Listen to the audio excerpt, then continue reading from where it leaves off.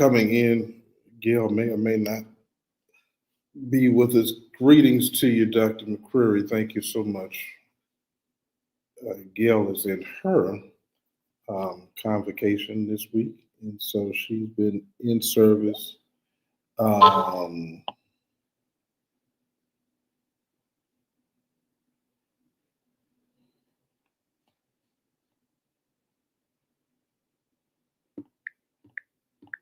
Hold on, y'all. Sorry about this.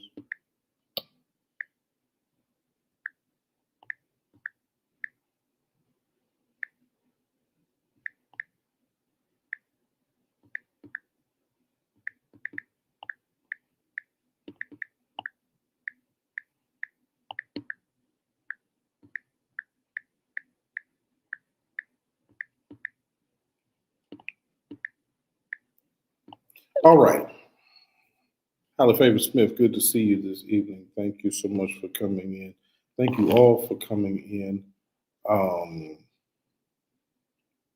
Thank you all for coming in.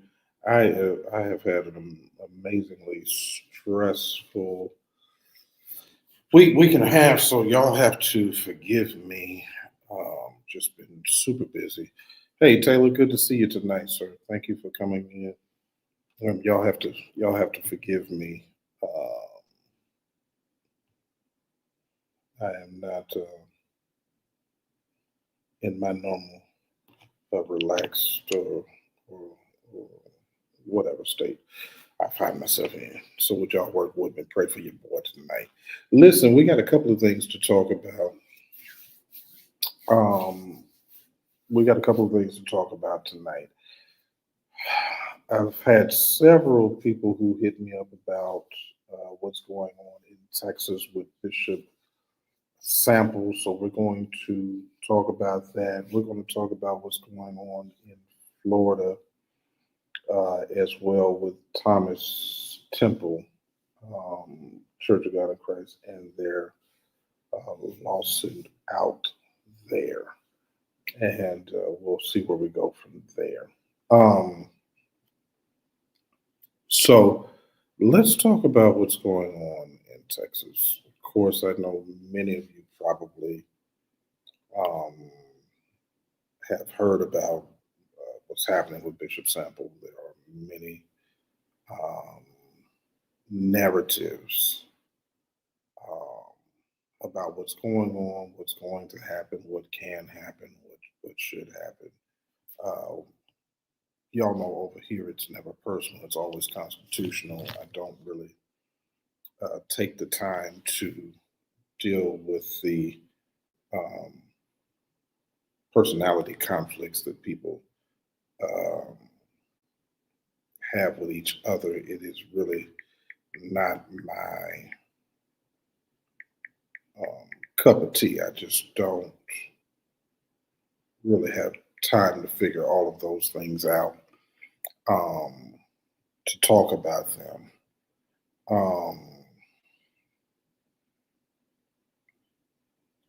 So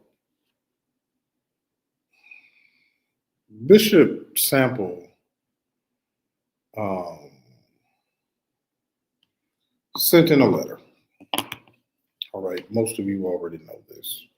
Bishop Sample sends in a letter. He says he's ready to step down. That letter goes to the national church. The minute that Bishop McClellan, okay. The minute that Bishop McClellan becomes the interim jurisdictional bishop, Bishop Sample is no longer the bishop. Okay. That is the process of taking over the jurisdiction. All right. I know y'all are hearing things. I know Bishop Sample. Good evening, Sales. Good to see you tonight, sir. I know Bishop Sample wants to do certain things. The problem is the process by which he did. Now, Dr. Tyson, I know, put out a video And he was correct in the sense that Bishop Sample would be able to name his successor at his church. He would have been.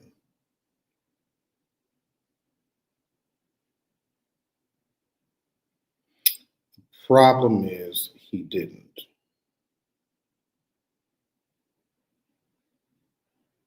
And if he wanted to do that, he would have had to have done that while he was still the bishop.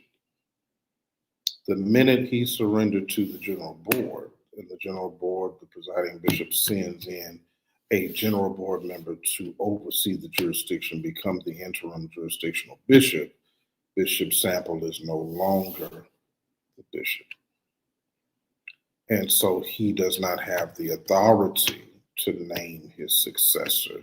He has the ability to, yes, sir. Yes, sir. The question was, so he should have made his successor resign. Absolutely. That's the way our Constitution operates. Okay. So therein lies the problem for Bishop Sample. Bishop Sample resigned and then wanted them to agree to what he wanted. When that did not happen, he became upset, and he believes that he was lied to because he was told that they would not mistreat him and they would certainly consider what he wants. Right. So here is the thing about Sister Monroe says the process had already begun with his resignation. So here's what that process is. You send the letter, the presiding bishop and the general board accepts that, you're done. That's it. There is no process. Okay, that's not how our church operates. And so there's not a process. I know you all have heard that, the process is not done. The process of Bishop Sample no longer being the bishop ended as the minute that they appointed an interim bishop. So that you can't have two bishops of a jurisdiction. That doesn't exist. It just doesn't. You can have auxiliary bishops, but you can only have one jurisdictional bishop at a time. And so the minute that happened, then Bishop Sample was no longer the jurisdictional bishop. That's why what he wants doesn't carry the weight that he wants. And I know that there are those who are telling him something different, but unfortunately, that's just the way it goes. Blessings to you, Paige. Thank you so much for popping in. And let me say this to whoever, I don't always see who's watching, but if you're watching and I haven't gotten back to you and I was supposed to, it's a lot going on. Okay. So y'all just pray for me. All right. And that's on the personal side. So let's roll with that. But at any rate, so let's deal with what has been put on the table that about Bishop Sample withdrawing his emeritus and withdrawing this and withdrawing that. That would be unconstitutional and cannot happen. Okay. And here's why. Emeritus is a status bestowed upon a person from the institution. It's not a status that a person can bestow upon themselves. It's an honorary position or an honorary status granted by the organization. And with that status comes a certain level of responsibility of your former jurisdiction, right? Because emeritus bishop, you still have to sow into him, right? An emeritus pastor, the church still has to cover and take care of him, and his wife. And so there's certain financial benefits, there's certain seating and respect benefits that go along with that versus just not emeritus. You're just no longer the bishop, right? So that's bestowed upon you. It's an honor bestowed by the power of the Constitution, which we created the status of emeritus, but it's not automatic. Okay, it's not automatic. Um, and the reality of it is, um, to withdraw is the privilege of the body bestowing it. I'm talking about this tonight because I don't want. I'm hoping that you all will like and share this, and hopefully, um, Bishop Sample will heed good advice. Because the reality of it is the process that they're talking about that finishes with the General Assembly is the General Assembly bestowing the honor of emeritus upon and that status upon Bishop Sample. Sister Monroe, you just don't know. But here is the danger. It can be withdrawn. I don't know, Sales. I don't know why they don't. I don't know. I don't know. I don't know why they don't seek out counsel and understanding. I don't know. But they, but the problem is they think, okay, well, we're gonna go to court.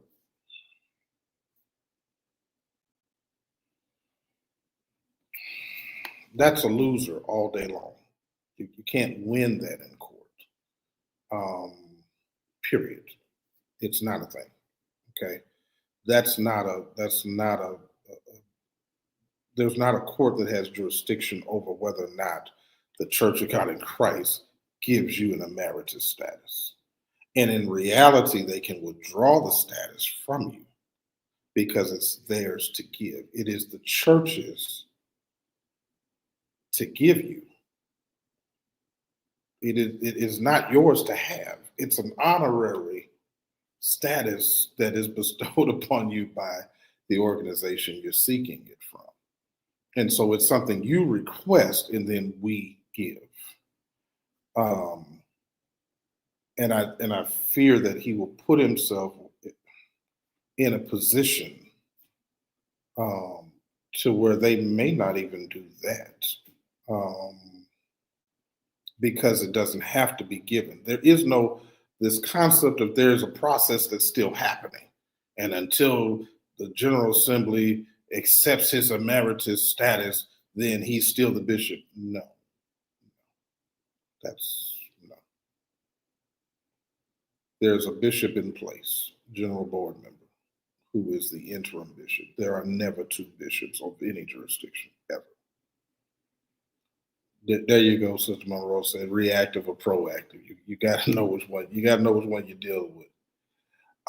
He's resigning. I guess it was health reasons. I know his wife passed, and I just think he was I don't know if he made a destiny decision with an emotional mindset or if he was really unhealthy and just didn't want to do it anymore. I don't know why he resigned. I have no idea.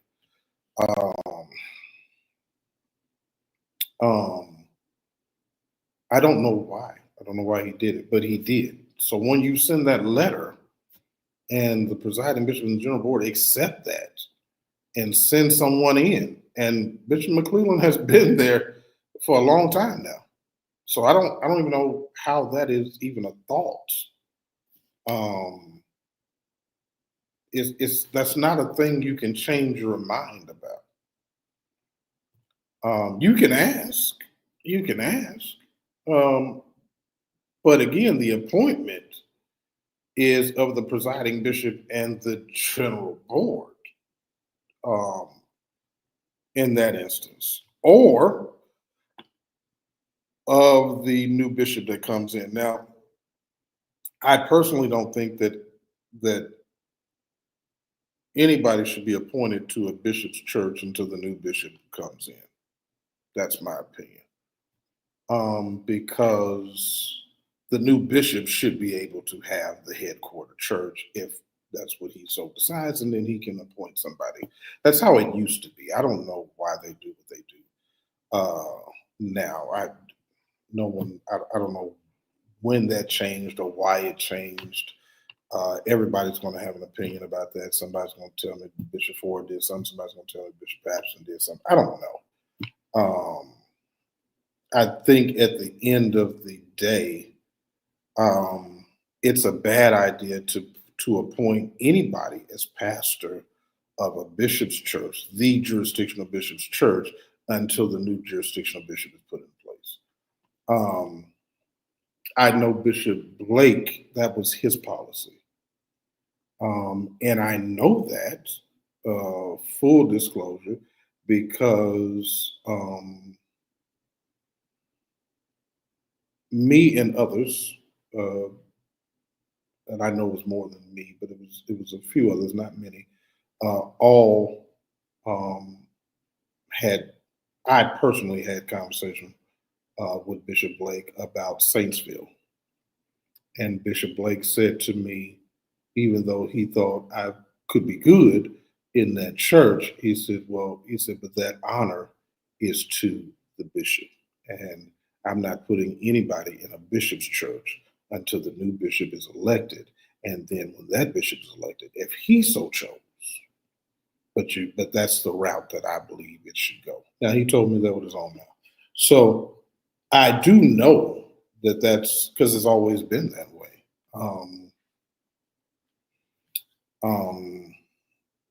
It hasn't always happened that way. And the reason that I even had the conversation and made the approach was because of what happened with the Bishop's Church in Dallas and how the current AIM chairman was appointed to that church before the new bishop was elected. So I thought a precedent had been set. It had been set, but it just is what it is. And I'm not upset about it. Never had a problem with that. I said, okay, Bishop, no problem. And we went on with life. But in the instance of the constitution of this church, Bishop Sample does not have any grounds to do what he wants to do. There's no avenue there constitutionally. And so, because I know there's a lot of conversation, I only know that because several bishops text my phone this week. Text me, call me, and said, "Hey, Jordan, have you seen this? What is what say you? Is this really what it is, or what's happening? What? Tell us what's up." And that's okay. Well, I'll do it on the platform versus having multiple conversations. So the reality of it is we do have emeritus status within the church. The emeritus status is at the purview of the General Assembly to grant it. It's at the purview of the presiding bishop and the board to ask for it, which means that it's at their purview to withdraw it. It is not, emeritus status is never up to the individual in any organization. It is up to the organization to give it. It's an honor. And so it doesn't stop anything from happening. I know Bishop Sample does not like the selection of pastor that the presiding bishop has made. I don't know why. I don't have any personal dog in that fight. So this has nothing to do with whatever they got going on, with that. And why it is, what the personal issues are in that. But from the constitutional standpoint, I will say to any bishop, if you are thinking about stepping down and doing other things, you might want to make a phone call before you do that. Man, I appreciate that, Bishop Ray. Thank you for the early birthday. Next Friday will be my birthday. I want to thank you. There are some who had sent in a gift. I told Gail that I wanted to do something for my birthday. I wanted to send somebody on a trip they didn't have to pay for. And that's what I'm going to do. I told her I'm going to look at everybody who doesn't think it's robbery and sows into the brother at least $10. I'm gonna pull from those names, and I'm going to send them on a trip that I'm going to pay for. Just because I appreciate that you all so into me, and you don't have to. I appreciate that you appreciate uh, what I do here, and I hear it all the time. Blessings to you, Prem. Good to see you. Thank you so much. I appreciate it all the time. I never get bad feedback nowhere I go, because I believe that you all understand this is constitutional for me. It is never personal. I really want to see our church. Uh, I really want to see our church succeed. I want to. The problem is that we have changed so much. We have changed so much. And it's not that we've changed, it's that we stopped following the Constitution. That's a problem for me. That's a problem for me. And when I discovered back in 2017 that a lot of people just don't know what's in these books, they don't know which book to look in, they don't know where it is. They don't, everybody doesn't have time to read 7 or 8 different books, which is where all of our governance lies. And so they don't know what's in there. So they get themselves in trouble, and then they don't know how to get out of it, or they don't know how to fix it. And so I started doing this for that reason, to deal with and to not just talk about what's going on in our church, but to talk about it from a constitutional standpoint of why there's a problem, and how that problem got to where it is, so that other people can avoid the problem. And so I appreciate you all, in your support. I appreciate all your views, all of your likes. I appreciate all of your comments. I don't read them all just because it's a lot of them, but I see them, and I appreciate all that you all do. But I wanted to give back on my birthday, and so I told her. I said, there was a suggestion. Well, why don't we do this? Why don't we do that? I said, no, I'll tell you what. That's fine. You all want to do something great. Let's do it. But everybody who gives at least $10 or more, then I'm going to just put names in the hat. I'm going to pull somebody, and I'm going to send them on a vacation on me, and I just want them to enjoy themselves. I try my best, Sister Monroe. I try my best to be just a. Dr. Miles Monroe said leadership.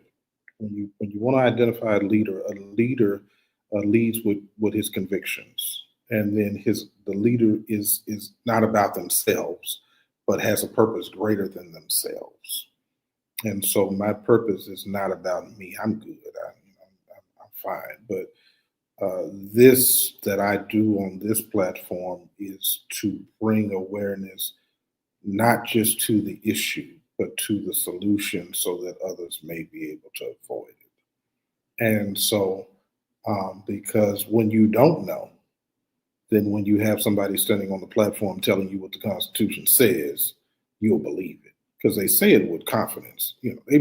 Some people lie with confidence and make you believe a lie. But here we don't want people to be ignorant. We want you to know what it says, and that's why I show it.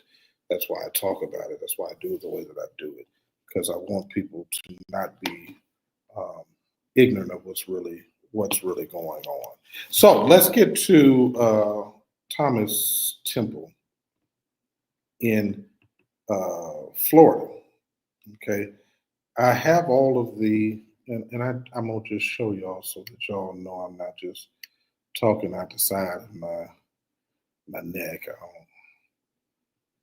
because I don't really want to go through all of the paperwork on what's going on. I don't think y'all need to do all of that tonight. Um, Hold on one second. Let me see if I can pull it up. No, that's not it.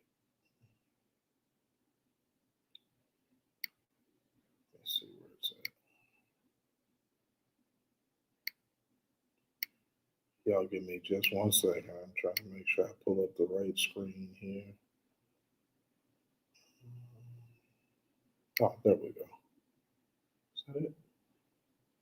Yeah, I think that's it. I think that is it.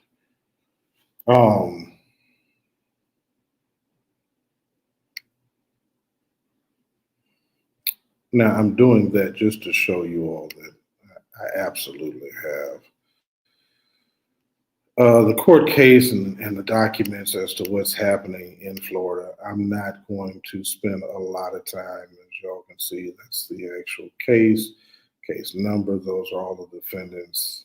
And this is 2025. This is their last, most recent hearing. I don't want to go through and read all that to you all. Here is, let me tell you.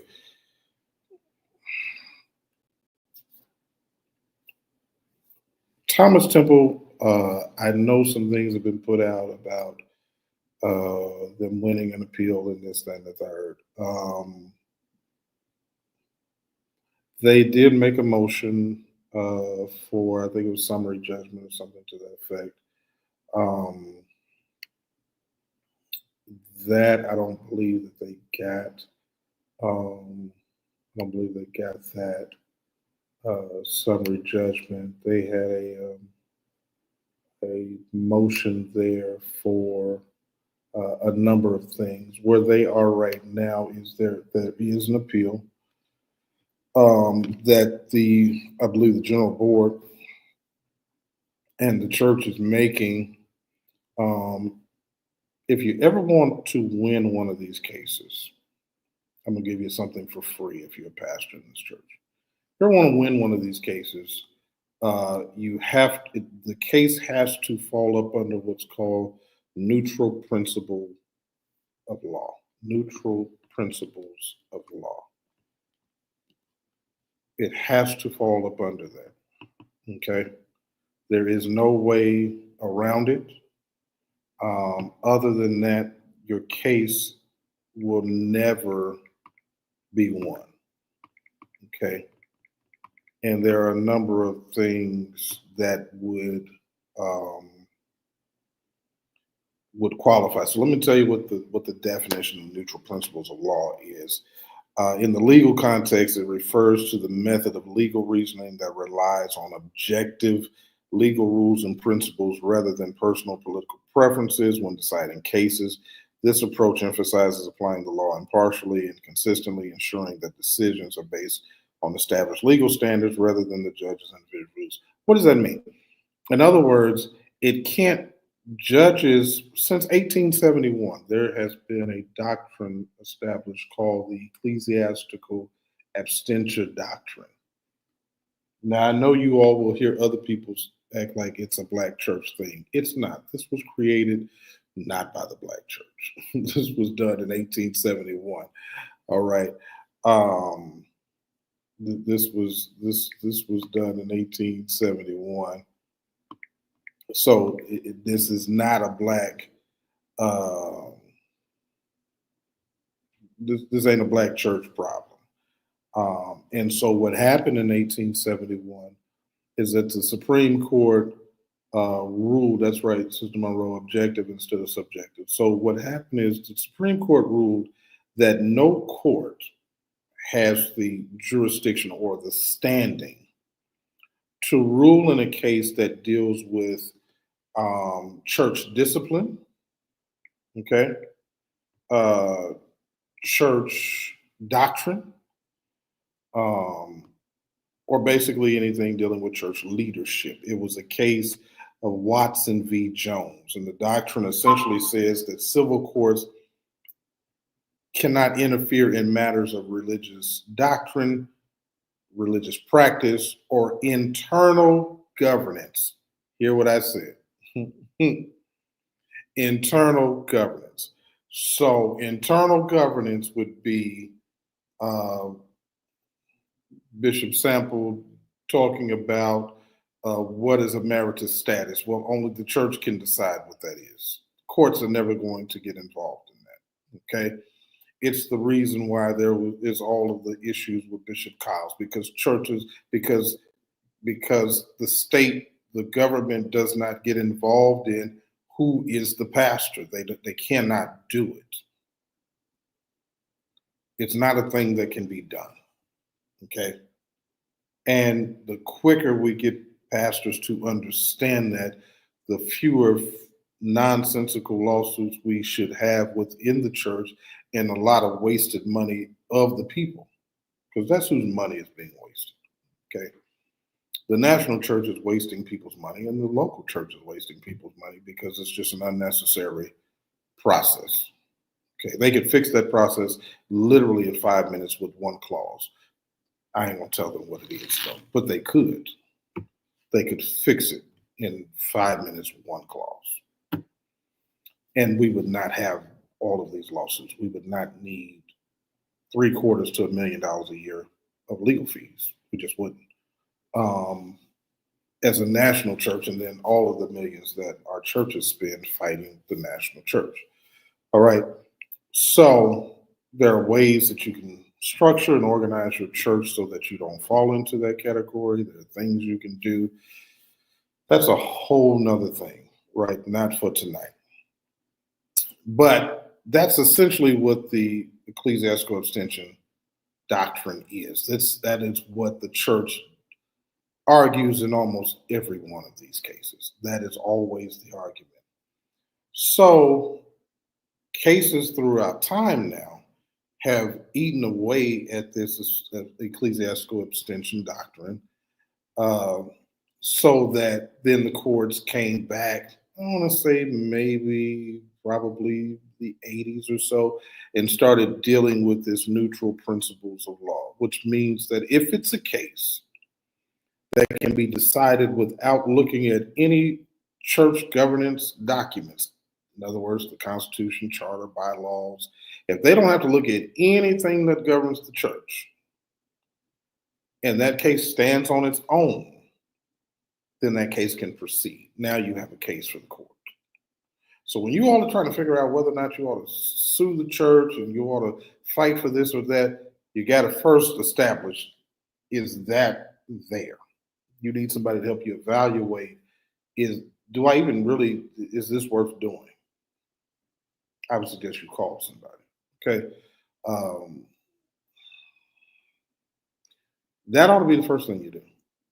That will tell you the truth about whether or not this is worth. Not somebody who's going to play with your emotions, because people will play with you. Yeah, let's go. We can sue them. We're going to listen. Property laws do not govern the church. There are certain things that have to be in place that even get your property out of the purview of the church. It's a number of things. And so just because you incorporated your church, well, if you read our Constitution, it actually authorizes every church in the Church of God and encourages every church in the Church of God of Christ to incorporate that.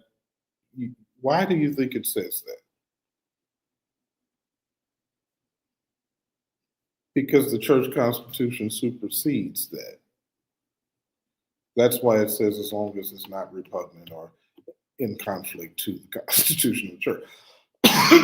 Church doesn't care about you incorporating your church. You incorporate your church to really protect the national church from lawsuits against your church if you don't do it right. Okay. So a lot of these properties, it's just, I know what y'all think. It's not what it is.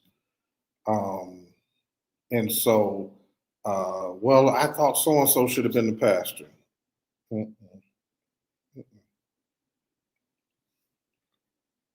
Even in my case, the judge did not rule in my favor to make me anything. He said, listen, because when we got there, when we got to the hearing, the judge says, hey, listen, are you asking me to put you on a ballot or to make them? I can't do that.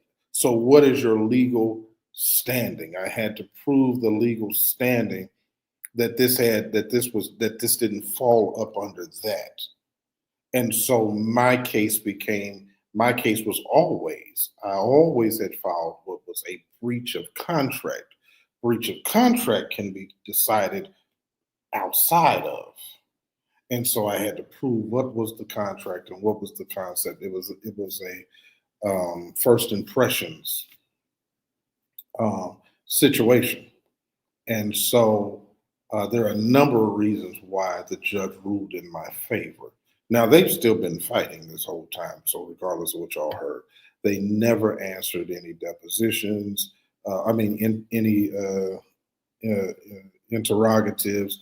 It's just, they do what they. So, here's what's happening in Florida. They're doing what they do. And their tactic, and this is now known throughout courts throughout the country, that the tactic of the church leadership is just to drag their feet, never respond late, ask for continuances, ask for extensions, ask for all kinds of foolishness. That's what they do. And they do that in hopes that the person who the court has now said, yeah, this is definitely a case. Now they're hoping to basically just wear you down, either mentally, emotionally, or financially, so that you just give up and just say, you know what, forget it. It ain't worth. They drag it out so long that you're sitting there like, boy, it's been 2-3 years. But see, then I'm the type of person that remembers that Bishop Mason fought for 7 years and that Bishop J.O. Patterson Sr. fought for 7 years. So I'm good with it. I got time. I got time today. I knew what it was when I started. But that's what they do. Yeah, Smith, I don't know. That was the number one question that I had. That was, again, one of the reasons Smith asked the question, why didn't the church want to give you your money back freely? I don't know. That was why the judge told them that it proceeded, and the judge told them that they needed to settle with me. They needed to pay me. Now, the judge said that. That's not me. It's on the record. But they don't want to. They don't want to. It could have been settled a long time ago. This was easy. This was not complicated because I either wanted to. I only asked the court for two things, which was my main request was performance. That was real. I'd never really asked for the money. I wanted them to be held to perform, which meant to either put my name on the ballot in 2022 or put it on the ballot in 2026. One or the other. That was my request. They refused to do it, even though they admitted that they did something basically that they shouldn't have done. That the chairman admitted that he manually interfered with the process that was supposed to be automatic. Again, that's why it proceeded. But when it came time to settle, they offered me something that was unacceptable to me. I countered with something that apparently was unacceptable to them. And so we've been here where we are now for a couple of years. It just is what it is. I'm certainly not irrational. Don't have a problem. But, this was simple. At the end of the day, give me my money back. If you're not going to do what you said you're going to do, just give me the money back. What difference does it make to me? But they just didn't want to do it, Smith. They just, it seemed like a simple thing to me. But and I'm not even going to say that, like I said, they made me an offer, but it wasn't the right offer. Their offer was didn't even touch what I had spent. And so here we sit. But yeah, it's just that simple. But that's what they do. It's literally that you can go and pull it up. You will see all kinds of liens against the church where the church has lost lawsuits, but they never paid. Some of them go back 10 years. They never paid. This is what they do. So what's really happening in Florida is that Florida has made an argument. Thomas Temple has made an argument of a failure of duties, which again falls up under neutral principles. So that's what that progress was about there. I don't know how that case will ultimately turn out. Some of what has been put out is not accurate. It hasn't destroyed the church and all of that kind of stuff. That's not what's happening right now. But what is happening right now is, the church has essentially um, lost certain aspects of that case. Here's the thing. Here's the thing. And I think, pastors and members, if you're a member of the Church of God in Christ, you got to understand this because you may be a trustee in your church. Again, that's why I talk the way I talk, because everybody that watches is not necessarily a pastor, but some of y'all are trustees in your church, and you need to know how to maneuver through these things. Most of these things. Here was the problem in Florida. The problem in Florida is that Bishop Jimmy Williams was appointed to the church, right? Bishop Williams went into the church and accessed funds. Now, all of that is within the purview of the bishop to do. But that's what started all of this.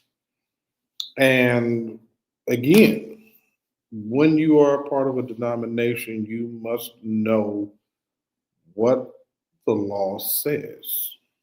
Okay. This did not start with the Church of God in Christ.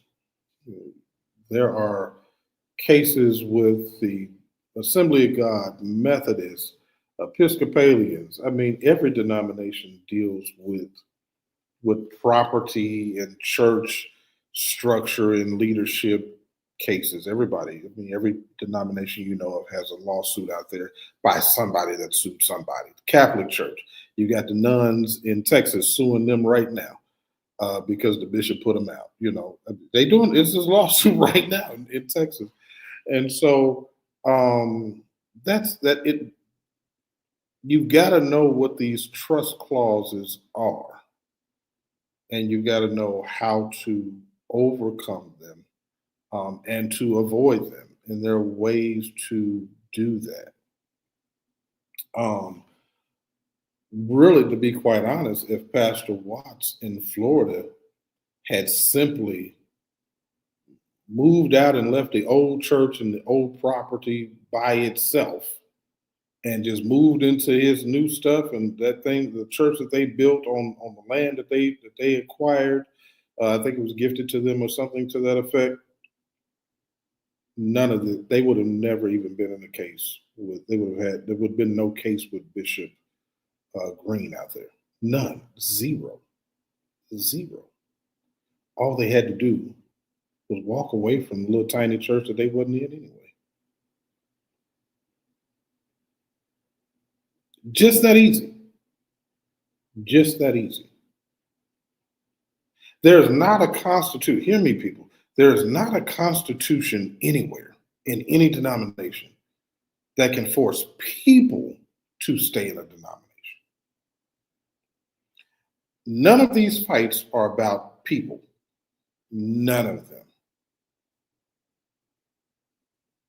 None. You cannot force people to remain Church of God in Christ.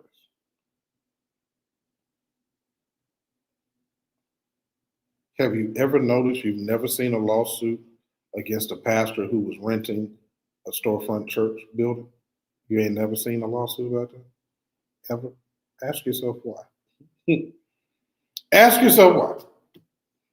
Why is that never a thing? Because the clause doesn't cover the people. You can change the name of your church tomorrow. You can change your denomination tomorrow. Everybody can decide we don't want to be a part of that tomorrow. There's nothing legally, because guess what? Ecclesiastical abstention doctrine covers them too. It doesn't just go one way, it goes both ways. So a denomination cannot sue a church for not wanting to be part of them. And y'all catching this? So what does the clause deal with? Property. That clause simply says when you acquire property, if you got that on your church, then you acquire it for the benefit of the national church.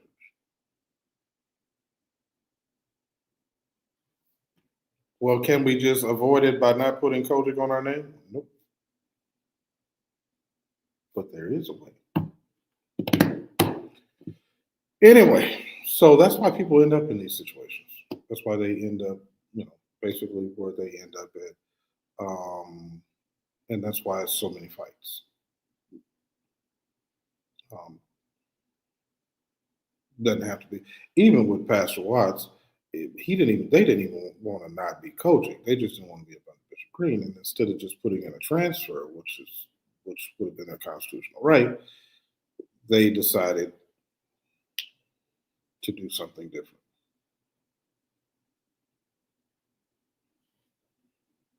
Then when it became a national story and all of it hit the fan, then they tried to go back, and now they put themselves in a worse situation.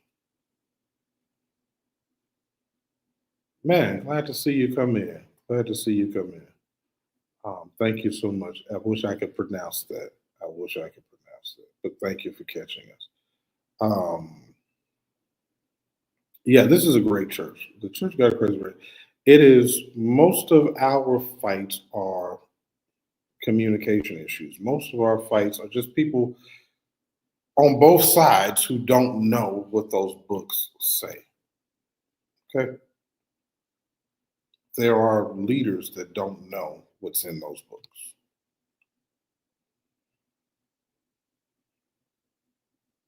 There are lay people who don't know what's in the books. They don't know and then where it applies and when it applies and how it applies. That's fine. But that's how arguments. Chaka Salezo. Chaka Salezo. Okay. Wow. All right. Glad to see you tonight. Thank you so much for coming in. I appreciate it. But yeah, that's what happens. And so, we're just going to be praying for Florida. I think they have a case I finally sat down and read the case from beginning to where they are now. I think they have a case. Their case is about failure um, of duties. Okay.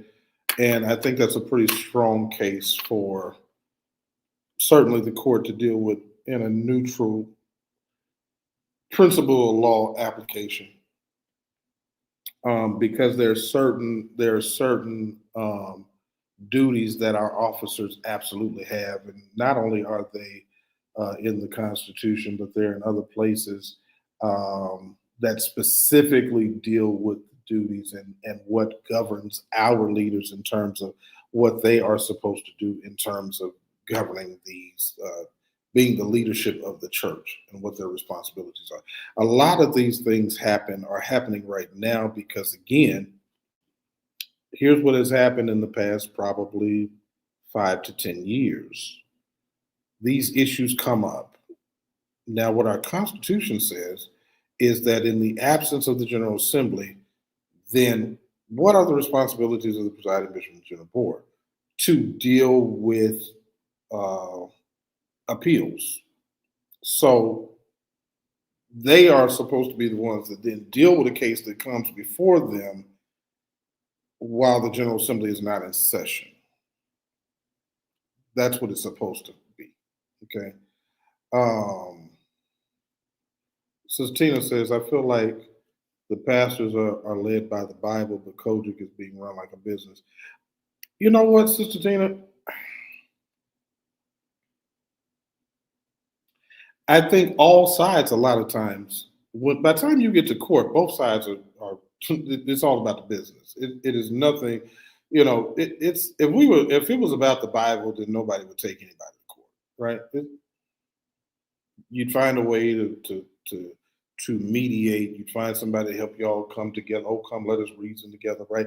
If it was about the Bible, we'd be doing that. But I think the reality is all sides, at some point, it just becomes about the business. It just becomes about somebody deciding that somebody else ain't gonna tell them what to do. A lot of it is ego driven. It's unnecessary. Sometimes it's for the right. I think a lot of times it's for the right. Shout Gale's in the building. She is in the comments. She's watching y'all. She's monitoring there tonight. We thank God for her. We talked before the show started.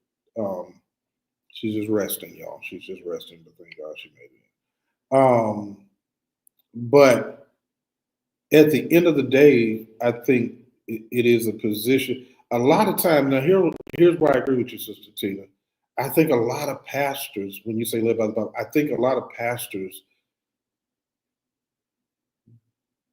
move based on what they believe is right. I think we're saying the same thing in that sense. I think a lot of us just see a wrong and think you ought not to do that. Why don't you just do the right thing? And then what happens is when you say coaching is like a business, they start trying to use they start trying to use the Constitution and the law to beat you down when they're just wrong. No, that's just the reality of it. That's just the reality of it. It was years. Pastor Watts and them had busted they move years before Bishop Green even knew the move had been busted. So there was a lack of communication anyway there. There was clearly with the people saying, we never see him. We don't see these people don't come over here, they don't bother us. But now all of a sudden it's been a legal fight for years. That's kind of where it becomes a problem. Because they don't do the things that should make them, that we ought to do as leaders. And so we end up with these cases and with these issues over and over.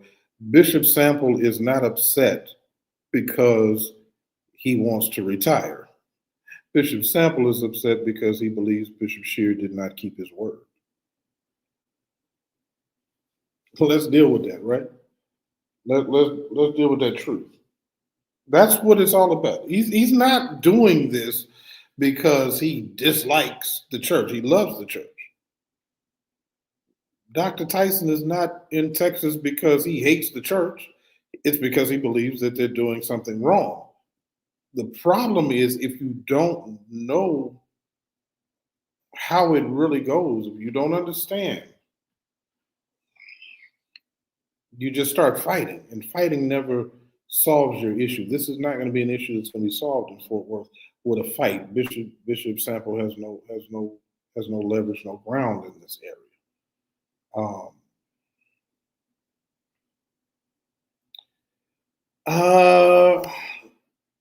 Prior to the current administration, I don't know. We've had these same problems before. We had these fights between Bishop Derek Hutchins and Bishop Owens back in the 80s, right? Back in the 90s, right? We have these things in place because there've been problems all along. That's how we got our current governance, is because the General Assembly bestowed an honorary position upon Bishop O.T. Jones, and then Bishop O.T. Jones said, well, shoot, I got the power, let me do. And then so they went to court. They fought over who governed the church, the General Assembly or this person we made senior bishop. It is the nature of how things go. I don't think any jurisdiction has been immune from it. I think when you had Bishop Patterson, when you had Bishop Ford, they had a certain power. Now, they were so well respected that they could put you out your church, you wouldn't fight. They just come, hey, listen, the people don't want you no more. You got to go. Yeah, and you was gone. That was it. You out. Bye. And they put somebody else, and we're gonna put we're gonna put Shout and Gale in over there. Yes, Kojic International, Kojic USA. There are at least three. I want to say significant Kojic organizations that all came out of. Most of them were bishops that wanted jurisdictions, so they came out of a jurisdictional split, and then they weren't made a jurisdiction. And so you had that. I think Kojic USA came out of the split between because Bishop Page was a very good friend, of my, very close mentor. That was the split of Jones and Mason. So that kind of Kojic USA kind of came out of the split between Bishop Mason and Bishop C.P. Jones, and so that's where that, I believe, came birth from. Yeah, there's Kojic Apostolic. Yeah, there's a few Kojics out there. I'd never understand Kojic Apostolic. It just it's two different doctrines. I don't. Anyway, it ain't my fight to have. But I don't. We have a lot of apostolic cousins over here, and we love all of our apostolic PAW friends. You have UPCI that came out of the PAW. Assembly God came out of Kojic. Those were the white organizations in the 40s that both decided they no longer wanted to. Vaughn, you're right, Dr. Vaughn, confusion. But those are organizations that decided they no longer wanted to. That was during, what's it called, segregation. And they didn't want black men's names on their licenses anymore. And so they formed, so UPCI came out of two splinter white organizations that came out of PAW. They were all made by the PAW. And then those two white organizations came together and formed UPCI. Okay. Assembly of God was the same way. Those were all white pastors who were all licensed by Bishop Mason under the Church of God in Christ. And then they decided they did not want to be under black leadership. And so they formed the Assembly of God, and boom, that's how they did what they did. So there's a lot of organizations that come out of the major organizations. That's not even unusual. But all of them, you got to, I would suggest to any pastor, I don't care what denomination you are that you're watching me, find out what your documents say. Find out, you need to look at your constitution, you need to look at what's happening up in New York with the historic Baptist church up there in New York. Again, they're having a constitutional fight. They're in court about the Constitution. So when y'all hear me say it's constitutional and it's never personal, I look at a lot of things. And I get a lot of calls, not just within our church, but outside of our church. Hey, can you check this out? Tell me what you think. And so it is, it's imperative, if you're going to be a part of anything, know how it operates, know what it is, know what it's doing, and then know what your authority is and what your authority is not. Unfortunately, we have pastors who make moves before they ought to make moves. We got boards who make moves before they ought to make moves. And then we have bishops who make moves after they should have made a move already. And so all of this ends up putting us in these positions. But let me tell you the number one problem: unresponsive leadership.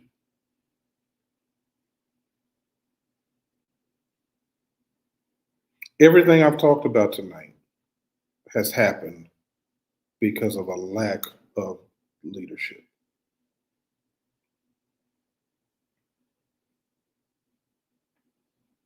It's just that simple.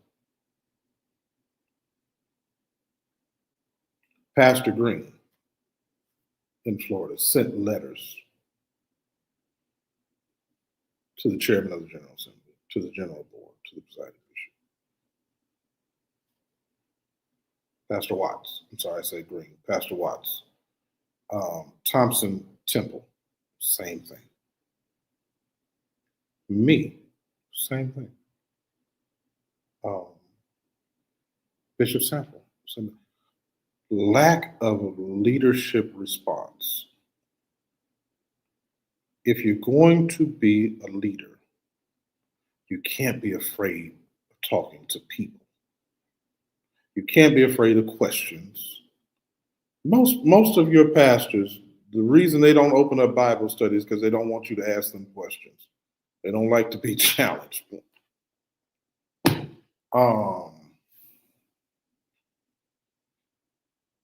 Yeah, and that's Vaughn. That's you got to service a little bit late. That's what we talked about earlier. That Bishop Sample, it was his timing. This is a done deal. I don't care what y'all see on social media. it's a done deal. There are no constitutional triggers. There's no constitutional authority. Emeritus status is the choice of the organization. They don't even have to give him. It's an honor. It's an honor bestowed upon. So emeritus status is not something, again, that you make yourself. It's something that is given to you as an honor. It's an honorary position. It's an honorary title that entitles you to some benefits. And so he can't withdraw it, and they don't have to. The General Assembly can come in November and say, you know what, no, we're not even going to do it. We're not, it can be in the report that the presiding bishop and general board recommended to emeritize Bishop Sample, and the General Assembly can literally vote no, and that status is gone. And so emeritus is like, a retirement benefit, because that jurisdiction still has to sow into that emeritus bishop. His church has to continue to sow into him as the emeritus pastor. There's certain, they have to maintain his insurance and certain other things that go with emeritus status if they're following the rules. But if you're all right, Dr. Vi, you're all right. Glad to have you in anytime you come. But yeah, it's not a requirement that they allow it at all. It's just not a requirement. So I don't know. When I look in the board of in the board of bishops book, I don't see where there's an argument there. So I think Bishop, again, somebody might want to just give him some advice and tell him, this is one of those to where I'm sure it hurts. I know it's upsetting.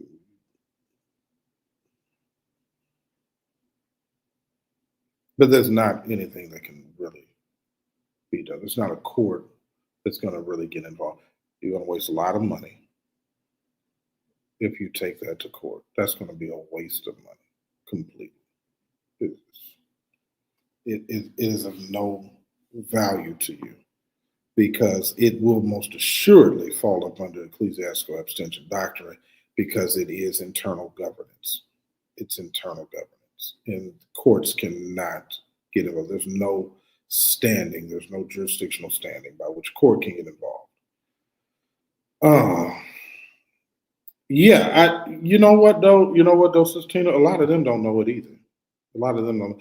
A lot of what you see is you will find something when we changed the Constitution from the Blue Book to the Black Book.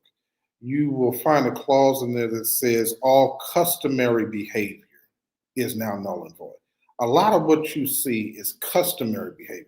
It's kind of like I was talking to some preachers tonight, and somebody said something that's in the Bible, and I had to tell them that's not in the Bible. We believe it is because of how many times it's said, but it was never in there. It's just something we believe because we say, the Bible says. No, the Bible doesn't say it. It's not. And so it's the same way with a lot of these functions. When everybody is operating out of what they think they know, and nobody opens up the actual book to know, then you don't know what you don't know until it's too late. And so a lot of the leaders think they operating correctly too, and they're not. Therefore, we have a platform called the Heat, because they think they do, but they don't have the constitutional authority to do it either. And so there's no bishop who has the constitutional authority to put a pastor out of a church. That is not constitutional. It doesn't exist anywhere in the Constitution. Doesn't. That's why when people say, "Oh, Earl Carter was put out the church," never happened. Never happened. When people say, "Oh, they welcomed him back in," never was necessary. He was never put out. How do you put a pastor out? How do you put an elder out? council of pastors and elders of his jurisdiction. And then he can appeal to the national. And then when they uphold whatever happened in the jurisdictional, then that's what it is. But people think that that really happened. It never happened. There was a letter put out to condemn Earl Carter for what he was doing and saying about Bishop Blake. There was never a process where Earl Carter was ever put out the Church of God in Christ. It never happened. There you go, Smith. Now, Smith just hit the nail on the head. Or they know they don't care and they do whatever they want to do anyway. That's a possibility as well. But the reason that they can do that, Smith, is because we don't know, right? So if we don't know, McCray, let me help you. Let's talk about, let's say you're talking about William McCray III. William McCray III actually surrendered his license. He wasn't put out either. He gave him up.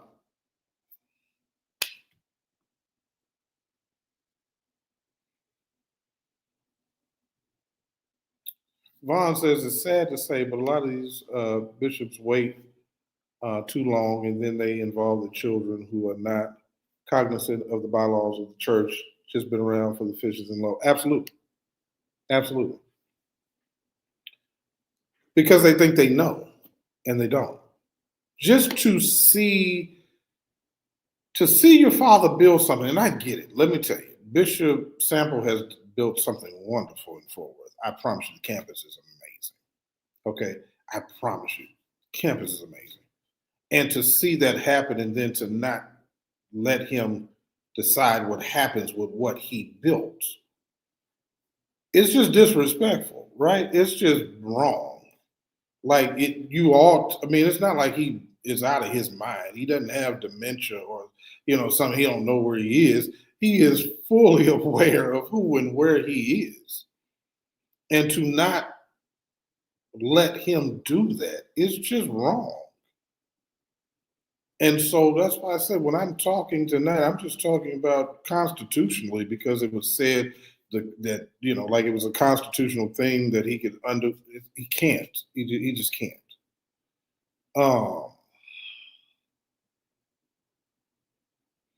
Let's see. Earl been on foolishness for years. He started church, but yeah. Bishop. Anybody who knows Dr. Earl Carter. Dr. Earl Carter is not somebody new. He's not that. The message he preached in Memphis or in St. Louis was not even a new message. He had been preaching that message for years. That wasn't new. Everybody knows who Earl Carter was. The problem was it went viral, and it only went viral because of Andrew Caldwell and what happened there. Then it caused people to go back and look at what he had said, because then people wanted to know. People like Jimmy Kimmel wanted to know, well, what was said that would make this guy come up and say this? And so that's how that all became a thing. That's how it all became a thing. And the way it became a thing between him and Bishop Blake is because there were people at Bishop Blake's church who were offended. I mean, there were people all over the place that were offended by some of the words he was using, but there were specifically people in his church that were offended. And so he was addressing that. And so the whole thing was handled the wrong way.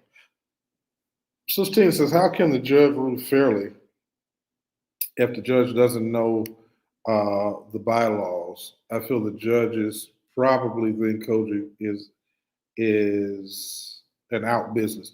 That's what the ecclesiastical abstention doctrine is all about, because the Supreme Court said we don't want judges getting involved in trying to figure out every denominational doctrine and constitution and all of that. So if it doesn't fit in this parameter, then we don't even hear it.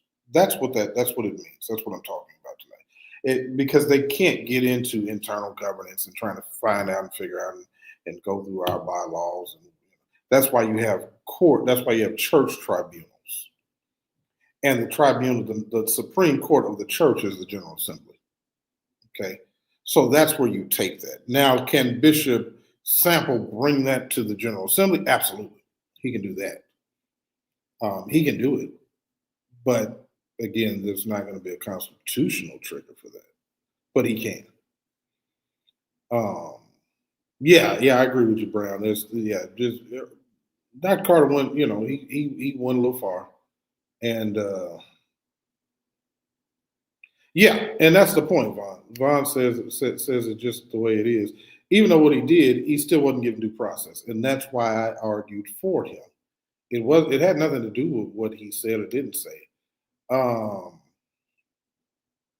it was the fact that they didn't give him due process.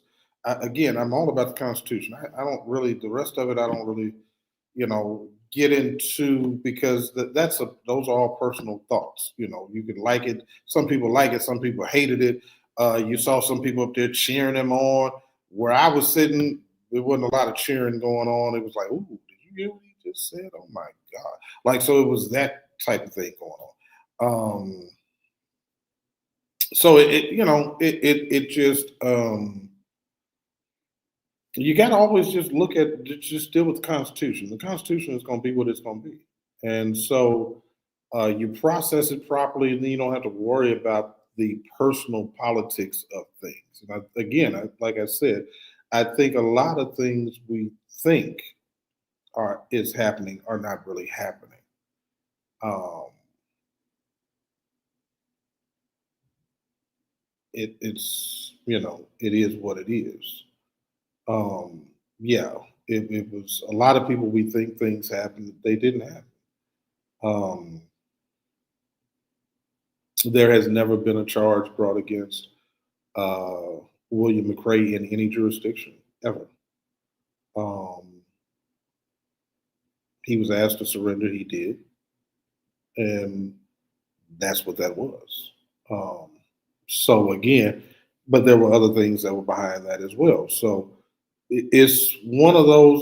It's a lot that goes on that people don't know behind the scenes, and so they think things are happening that are not particularly happening because we have a process in this church, and sometimes that process is shorted out, but that's because somebody allows it to. Because a lot of times they don't want to go through the internal church fight. Again, one of the reasons why my case was heard, and it was found to fall up under neutral principles of law, is because I first went through the entire church process. Again, knowing the Constitution, I knew what I had to do. So I went through every stage of appeal within the church. And one of the reasons why the court ruled was because in every stage there was a failure to comply within the church. So that establishes your record.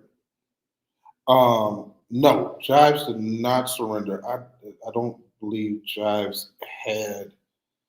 I don't know that Jives had his elder's license in the Church of God in Christ. I believe he was an elder outside, but was supposed to transfer his credentials over, and I don't think that ever got done. I don't know that his credentials got transferred over. Yeah, my case shouldn't have been a case at all. They should have just gave my money back, or just put me on the ballot. Like, it shouldn't even been I didn't ask anybody to let me win. I just wanted either, listen. Let me tell you something. I was prepared, I'm doing this no matter what. I told y'all the worst thing they could do for me is let me on the ballot and have me get elected, because then I couldn't do what I'm doing right now. At least not in the context. I would still be doing this, but just in a different context. And then there's certain things that you have to that you got to do a certain kind of way. So it was actually worse for me to be on the ballot. It was worse for me to be elected or appointed to anything, because then you have to, when you understand protocol and you understand the Constitution, certain things you can and can't do, right? So you got to know that. That's just part of it. But all I wanted was either give me what I signed up for, what I paid for, or give me my money back. That's all. It wasn't no big thing. It really wasn't. It was never personal. I don't have a personal uh, dog in the fight. I don't have personal beef. I like Bishop Sheard. I say it all the time. I don't know. I don't know if they will allow me to be on the ballot in 2026. We're still in court. That is what I'm going to be asking for, because I just want performance. I just want, um, I want performance. I want what I paid for. And so if they give me that, then that's the end of it. That's all. And the people will either vote for me or they won't. And I'm good either way. I'm good either way. I promise you I am. Me running, and again, when I put in 2022, it was because I believe that the current leadership will not follow the Constitution. Yes, still in court, still in court. I believe that the current, administration wouldn't follow the Constitution, um, and they haven't. So therein lies the problem. Uh,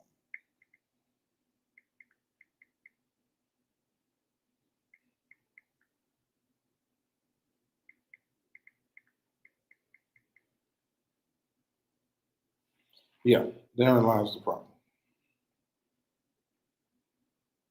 Um, so we'll see what ultimately happens. Um,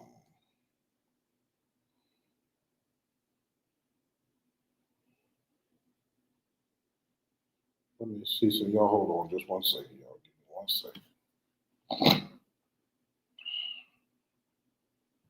Give me 1 second. Put you on pause for 1 second.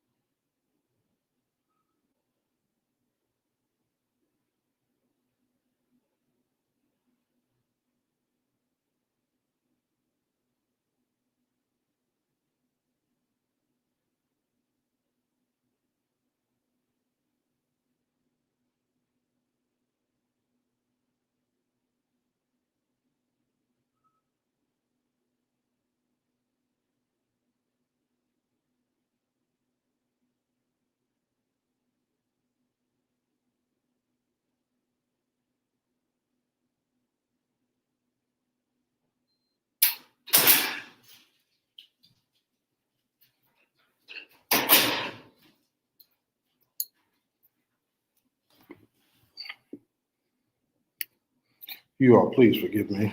Um,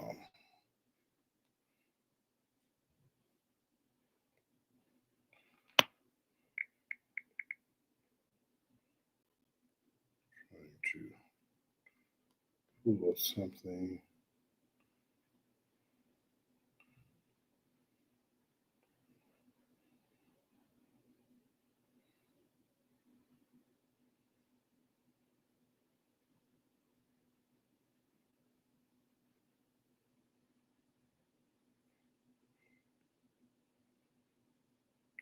See, Gail, that's why I needed you to go for this time right here.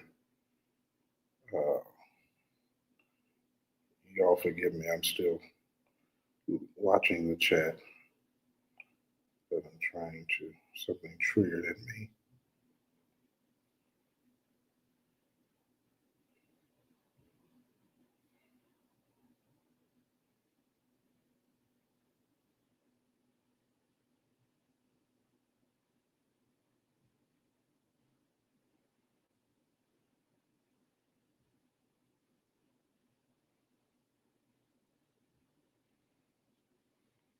All right, back with you. All right, sorry about that, y'all.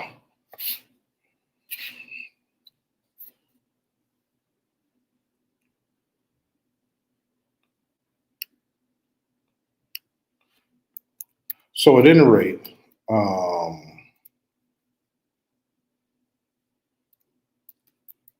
At any rate, all of these things that we've talked about tonight, we're going to hope that um,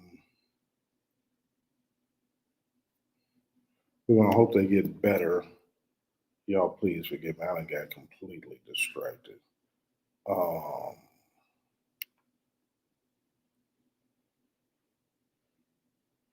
I have gotten completely distracted, unfortunately. Um, so y'all forgive me. Let me get back to being. Okay, let me see what's in the comments.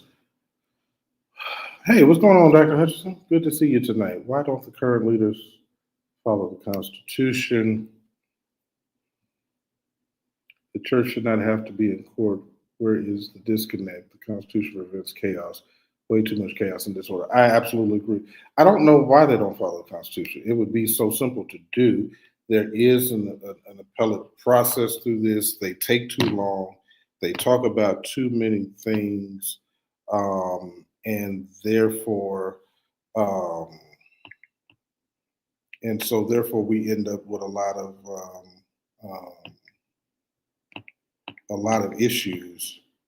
Um, we end up with a lot of issues within the church um, that we should not have to deal with. And therein lies the problem.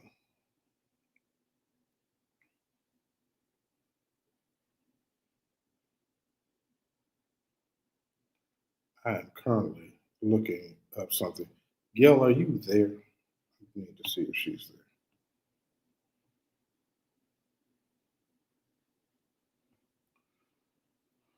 Somebody tell Gail I'm looking for her.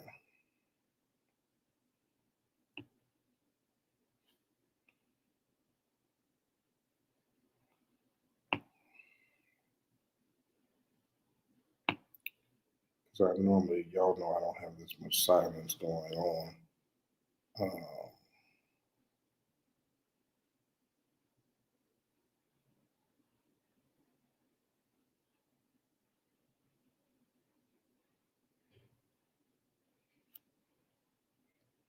But yet here I find myself.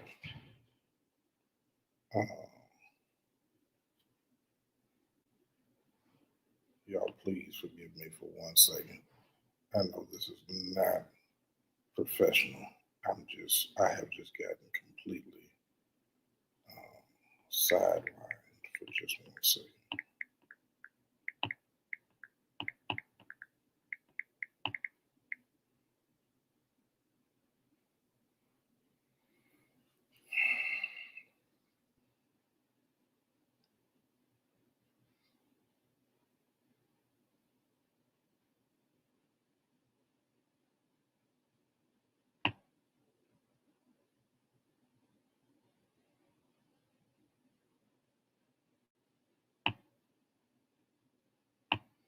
So,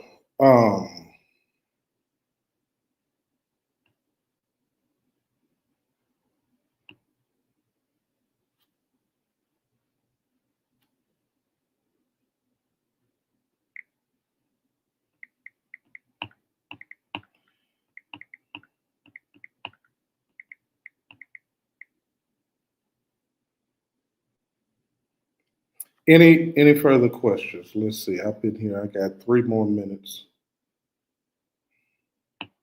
I've got 3 more minutes. Any questions? I want to thank you all who have not thought it robbery to consider me for my birthday. Thank you so much for all the birthday wishes. I have seen the messages coming in saying run. I didn't know what it meant until I asked Gail. I said, Gail, why are all these messages coming in talking about running? I didn't know what it meant. And she then told me what it meant. And I want to thank you all for your support. Unfortunately, um, in this church, you must understand that just because you ought to be able to do something doesn't mean that they always do what's supposed to be done. Someone in the national church told me back in 2022, they said, Jordan, um, you do realize that they're going to keep you from running. And, Dr. Vaughn, I would love to run, but I'll tell you what I said to the late mother, um, Hattie Daniels Rush, who was a major influence in me running in the first place. I said to her, I said, Mother, if I see a need, if I see that the people want something, they really want to take the church back, I'll run.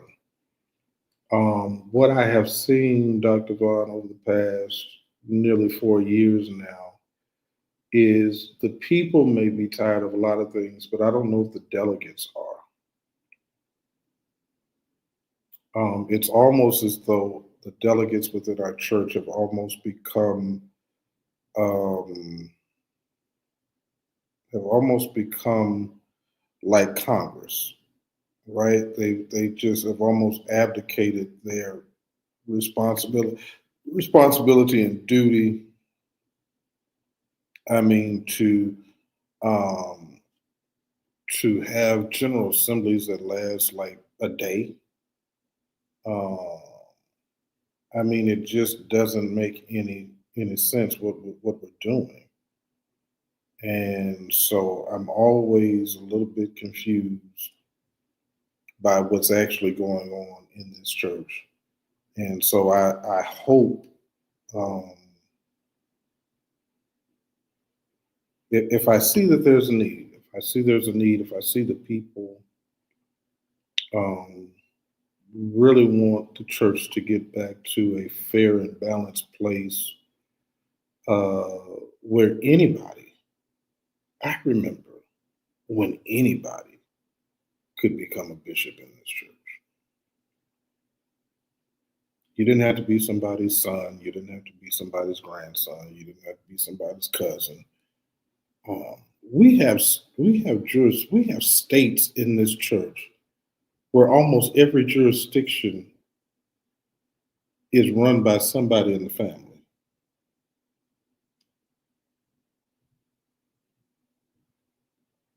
Cousins, uncles, everybody that's a bishop in the state, just about his family.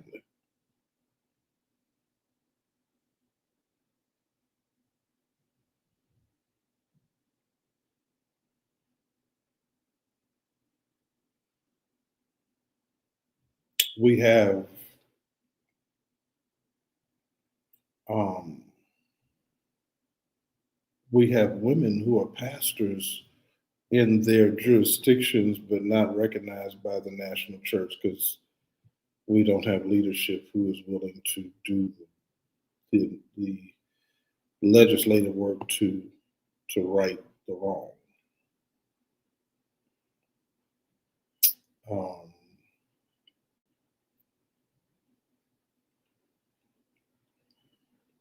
we're fighting over property that doesn't belong to us. We put nothing in on it, nothing. But we won't correct the clause, or we won't add to strengthen the clause in the position of the people. So there's a number of things that just, that need to be done. But Dr. Vaughn, unless the people want to do that, then they will, what I've discovered, I said this to some others, and then I'm going to let y'all go. I said this to some others. I said, here's the problem. It would be nice to think one person kept me off of a ballot. It'd be nice to think that. Absolutely. See, thank God for Bishop Willis. Bishop Willis just ordained and appointed a woman to a church in Virginia third tonight. I saw that. As a matter of fact, I was watching his service. You're right. But she's got no representation in the national church.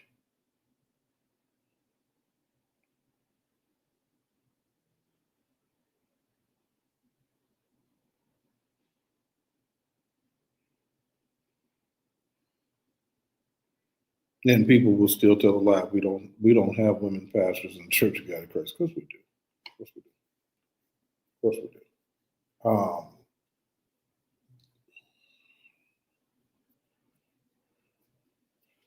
It is.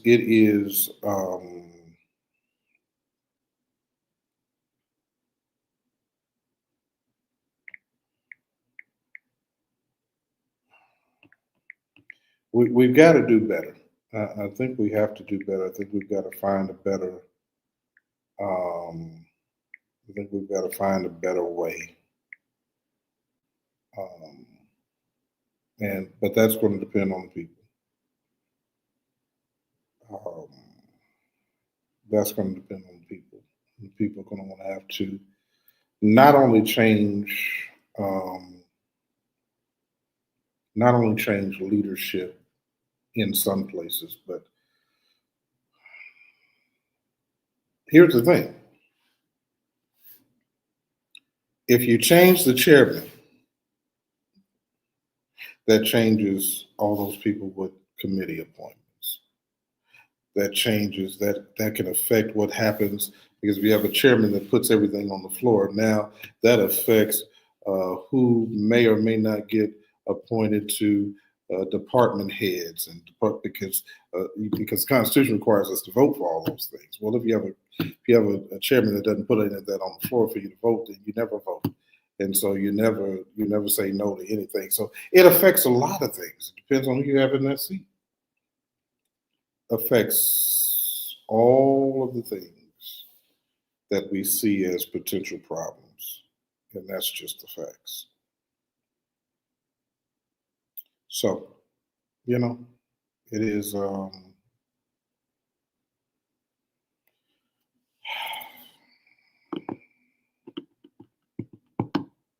we've got to pray, y'all. We got to pray for our church and get active. What y'all do me a favor, just get active.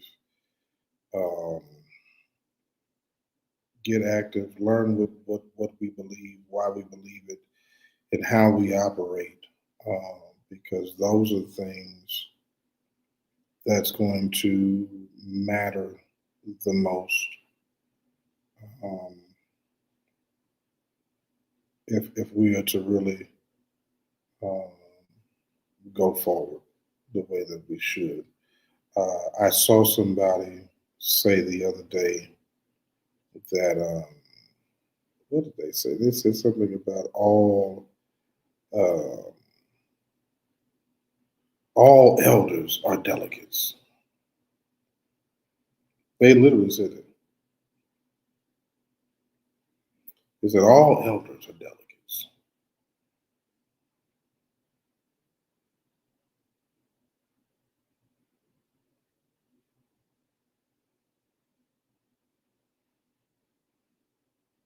And I said, okay, show me where that is. Because they believed it.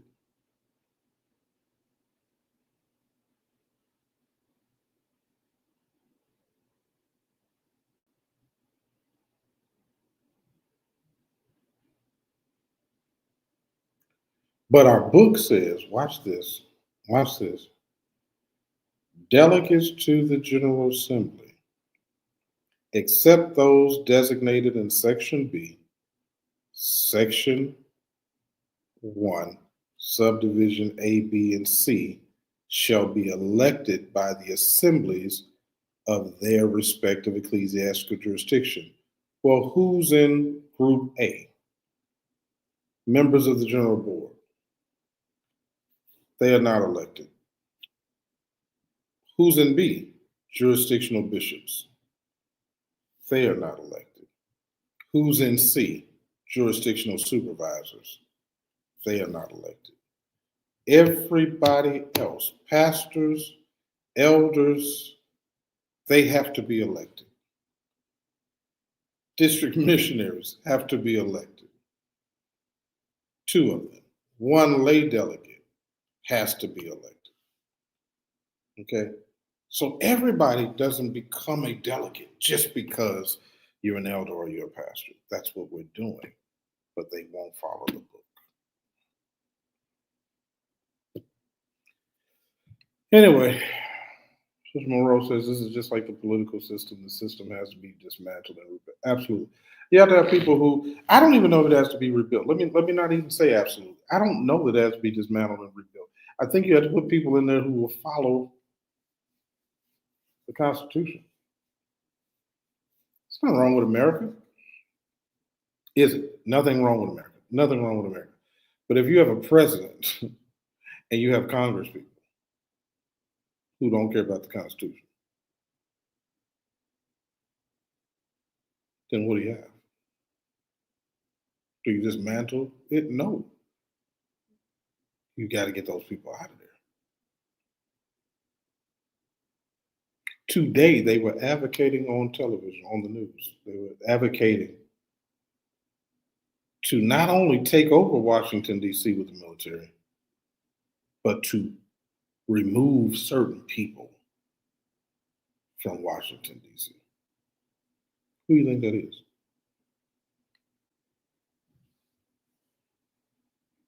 God bless the bishops in this church who got time to talk about abortion and gay marriage and all of that. These folks don't care nothing about that. All they wanted was the power. Because guess what? They don't see us any different.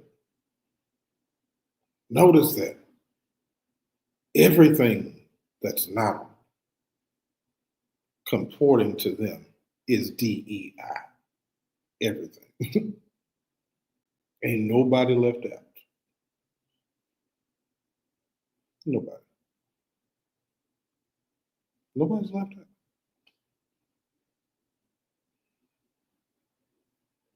Is abortion important? Absolutely.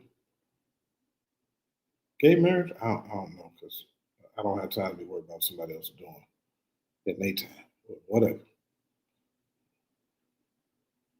That's between you and God, and do your thing, because that ain't none of my business. My job as a preacher is not to put you in heaven. My job is to preach and to tell you what God says. So if God tells you to choose what you're going to do, you choose whether or not you go to heaven or hell. I don't have time for that. But I can't be so focused on the one thing God ain't scared of. Let me help y'all. God ain't scared of sin. I know some of y'all whole theology just got messed up. God is not scared of sin. God ain't sitting around thinking about what you're thinking about. It is not our job to save. It's our job to present.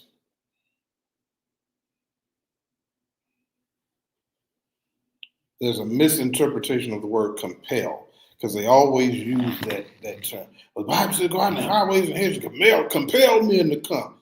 That word compel is not the word of force, it's the word of entice. Bad exegesis leads to deadly hermeneutics.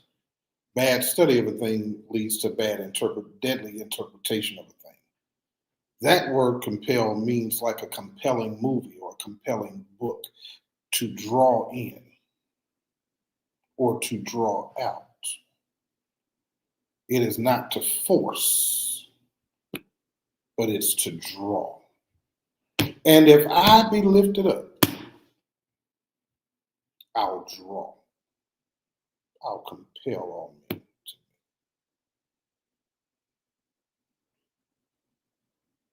So while we busy focused on foolishness,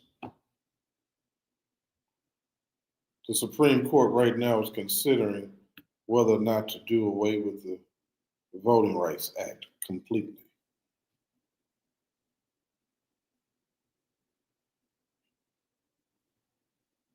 That's the thing that allows Black people and women and all kinds, and that's what allows us to vote.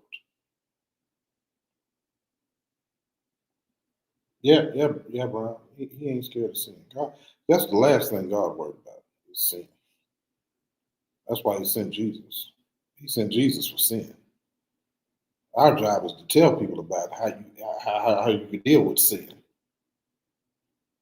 But he ain't scared of it. God is not sitting around worried about your sin. God is worried about your salvation. And if you get saved, you don't have to worry about sin. But it's not your. Listen, y'all. I don't have time as a preacher to sit around worried about all the distractions of people sin. I love my children, but they grown. So whatever they get themselves in, I believe they know. I'm gonna be there for them, but I can't stop them from making mistakes. I can't stop them from sinning. I can't stop them from. No, that's not my job. That's not my job at all.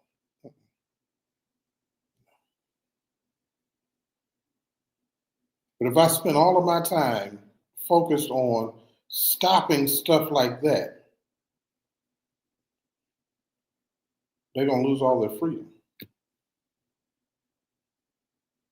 Because I was worried about my bank account.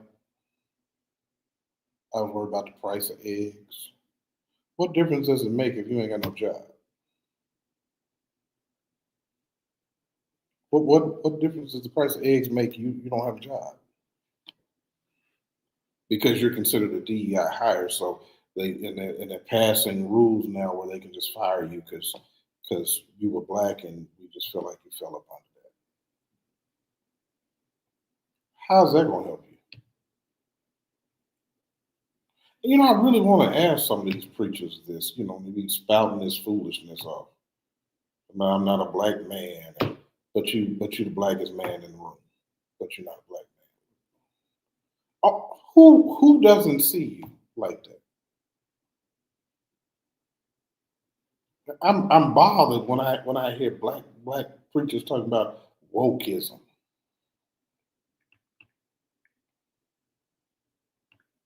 Are you serious?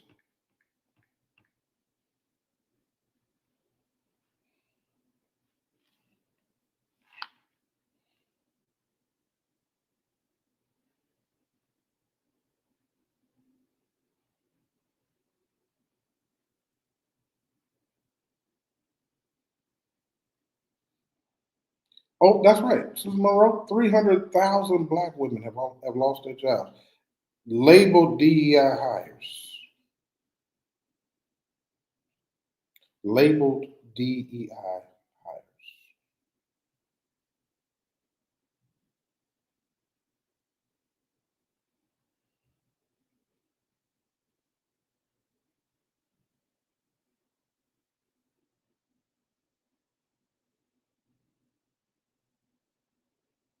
Imagine that.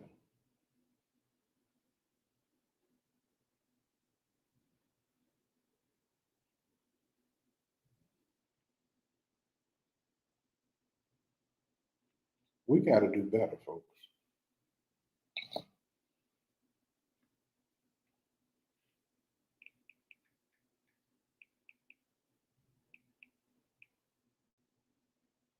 Since January, rise of 300 black women. Since January, I saw that. On the news just the other day.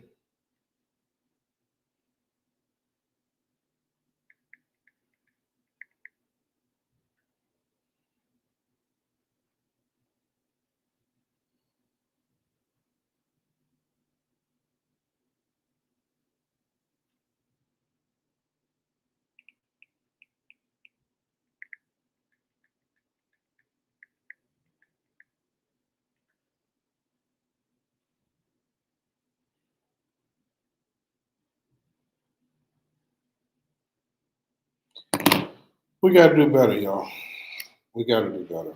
Um, I got, we got bigger fish to fry. Um,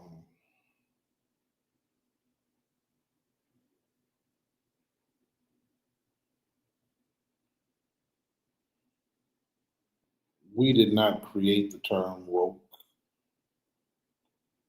We started using it, but we didn't create it. Go back and find the history. Go back and find the history, and then tell me what's wrong with it.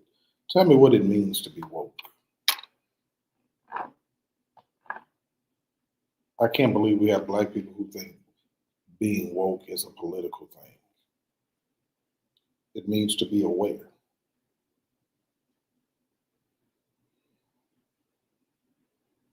There you go.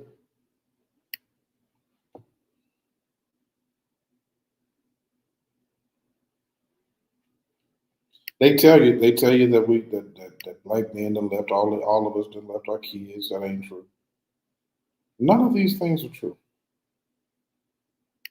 Let me tell y'all how y'all know what's going on. Here is um, from the political science spectrum of a thing. When the numbers are low, you will always see them quote statistics, percentages. Okay? That's how you know it ain't nothing. When they quote percentages, the numbers are low. When they quote numbers, the percentage is low. So, for instance, if there were 4 people killed in Washington, D.C. last year, and there are 8 people killed in Washington, D.C. this year, they will say to you, the murder rate has climbed by 100% since last year. They won't say 8 people got killed. They'll say that it's 100% increase. However, if 4 people got killed, that's what they're doing now. They just lying. They just making stuff up. They just make stuff up. But let's say it's 100,000 people, and 4,000 people, 400 people got killed. That's oh my God, 400 people got killed last year in D.C. But the population is 1 million.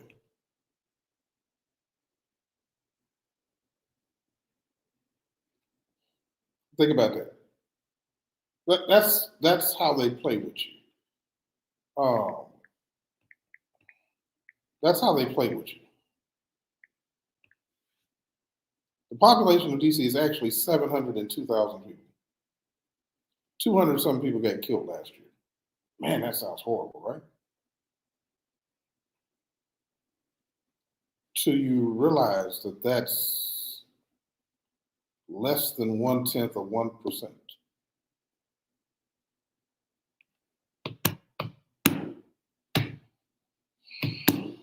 It's like maybe 3/100ths of 1%.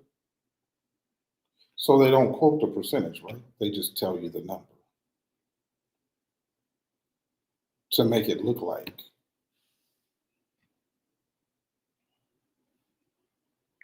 that there's a lot going on in DC, that black people are just everywhere, just doing all kind of nonsense.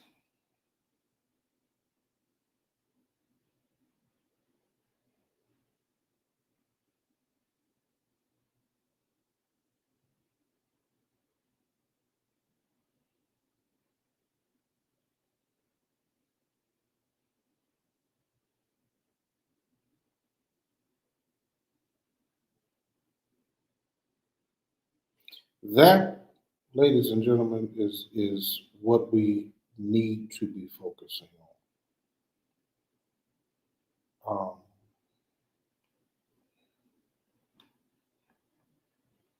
They'll tell you 80% of the people in DC that's been murdered were black people. Well, 90% of the population is black people. So what's your point? Don't get caught up. And I know there are preachers who are out here preaching black folk that are killing black people with their mouths and trying to make us something we are not. Stay focused. Stay aware. Because we got some bigger fish to fry, y'all. And I hope that in our church we can figure out how to curtail some of this foolishness so that our pastors and leaders can get back focused on what's happening out here in these streets.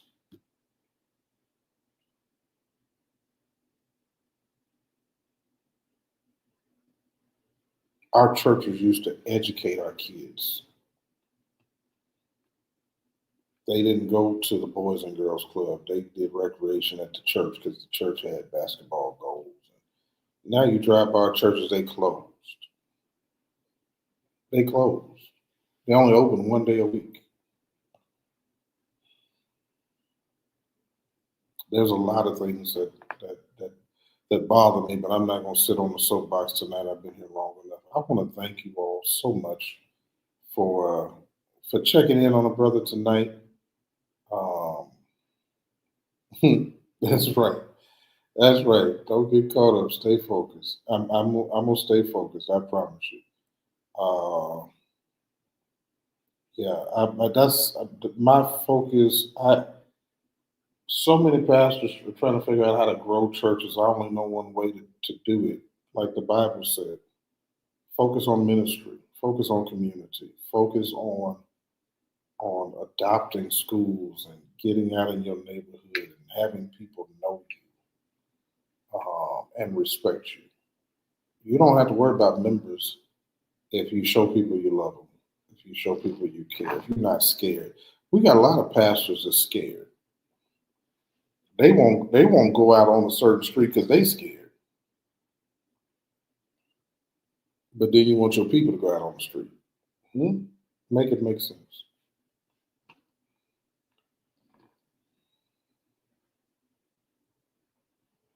I'm always. I watched the. I was looking at something about the UPCI, the white folk, and I know they got a lot of racism in their history. But you know what I noticed? They weren't celebrating 20 people giving their life to Christ. They were celebrating 700 going out and hitting the streets and getting 700 souls. And we get excited in a meeting because they went to a jail and 20 people. Come on, man.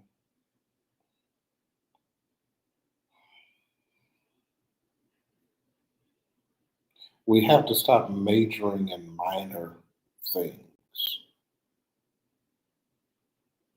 Read your Constitution. If you are a delegate in this church, read your Constitution to know that the General Assembly is supposed to be telling the General Board what to do in between sessions. So why don't you all start writing some resolutions and giving them something to do? Because apparently they don't have anything to do. That's why we got all this going on in so many jurisdictions. Give them something to do. Give them something to do. Give them something to do. Maybe they could get focused on the resolution about, building a hospital system, an education system within the church. Maybe after 100 years, they could figure out how to get an accredited school. Maybe we could, instead of spending money on trees and statues and random foolishness, maybe the general board could, find a school that needs to be taken over that's already an accredited university like most religious denominations do, and then present that to us as to how much it would cost and how we can fund it. And like maybe we could be doing some other things. Maybe, but again, what do I know? I'm not the chairman.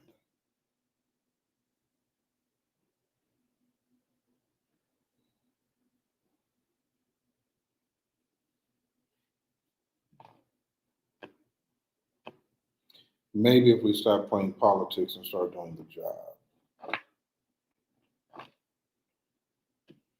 we could have funding in place for pastors and not just keep talking about creating a fund to assist pastors.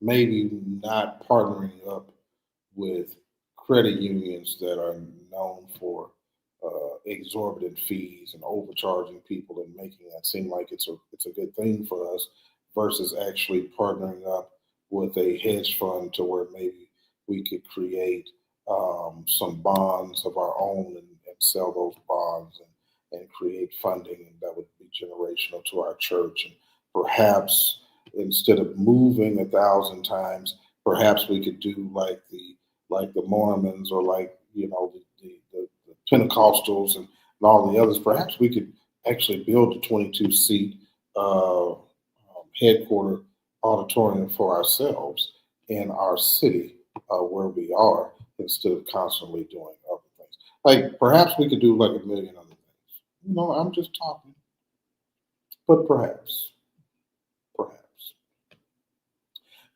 instead of the general counsel's office fighting everybody in court, they would figure out how to create an effective mediation and arbitration clause, and department within the church, so that most of these things could be settled out of court and not even have to make it into the court, so that millions of dollars wouldn't be needed. Yeah, there you go. A nursing school, perhaps. Perhaps that convent that was gifted to us in Memphis, instead of being a place for unwed teenage mothers, perhaps you could have just turned it into a school for those same teenage mothers that would have educated them, taught them a trade, got them a certificate, and then they could have, had a job instead of a bed, perhaps. But see, again, when it's not put on the floor, and so the delegates don't discuss it, and the delegates aren't able to come up with all of these, what the Bible says, wisdom in a multitude of counsel, and so you don't get all of these different ideas and concepts, and then gather a committee to them to search out these things and see which one would be best suited and beneficial to the church, because y'all just do what you want to do and never put it on the floor, because it doesn't come to the floor. The delegates never say anything, and nobody ever votes on it, and then y'all just come tell us what y'all going to do, which are always bad ideas, by the way. Don't know who your advisors are. Bad ideas. None of them generate any money. Perhaps instead of spending money on a 5,000 square foot, clinic, you could have spent that same money and invested in a hospital, and then spent money to fund and get the funding necessary to run the hospital and get all of the Medicaid and Medicare certifications, and get the hospital up and going if you didn't want to get one that already had those things in place. And maybe it's just some other things you could have did.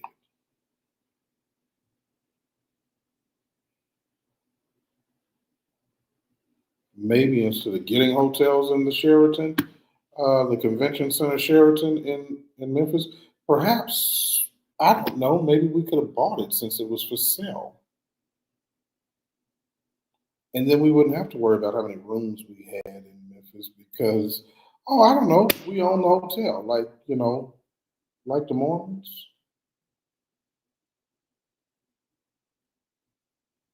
The Mormon church, which is worth like,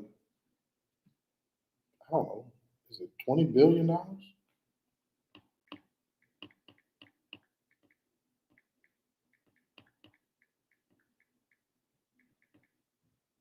I get that right?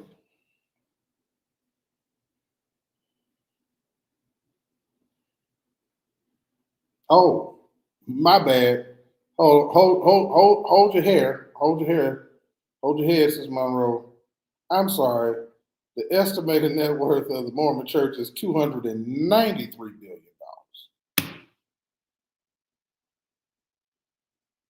$293 billion. And of that 293 billion, 206 billion of it is held in the investment portfolio, where they own a bunch of Marriotts and convention centers and shopping malls and grocery stores. But hey, George just sitting up here talking. My bad. Yeah, I don't know what's happening with that Lexington property. It's supposed to become I don't know, computer hub of some sort. I guess they buying computers to put out there and do something with.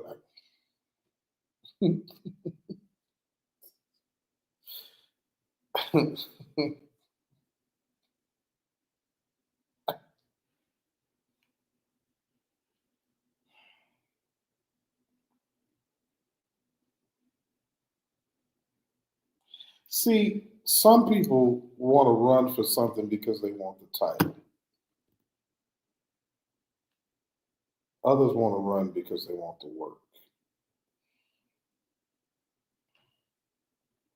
And right now, we got a lot of people in place who have titles who do no work. Got all those acres, nothing being developed.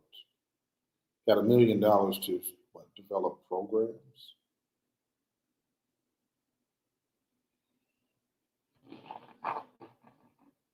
We will never get to where these other denominations are as long as. How does organizations that came out of us have more value than we do?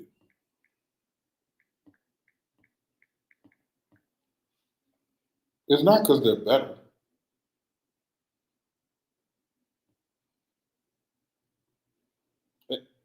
I was wrong. It's the Assembly of God that's worth 20 billion with a B dollars. The Assembly of God, 20 billion. Tell me how an organization that comes out of us, that starts nearly 40 years after us, is worth 20 billion, and we got to raise a budget every time we come together.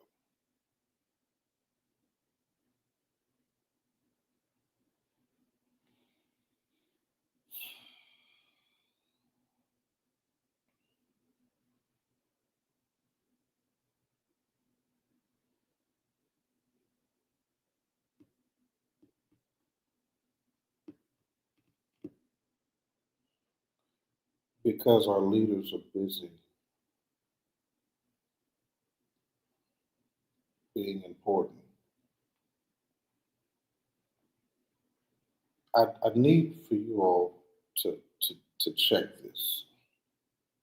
When I said this about Bishop Daniels in 2020, when we elect a presiding bishop to preside over the general board, that is the board of directors and the CEO of the corporation that is Church of God in Christ Incorporated.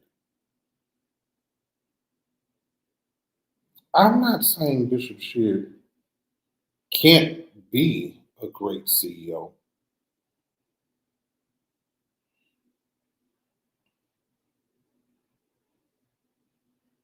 but all of the mechanisms have to be in place that produce that. You got to have an effective chairman that effectively leads the General Assembly and allows the General Assembly to effectively consider things that then we assign to the CEO and the board to actually do. And then we got to measure that they do it in the 4 years that we gave them to do it. And if they didn't, then stop electing people on popularity and start electing them based on work.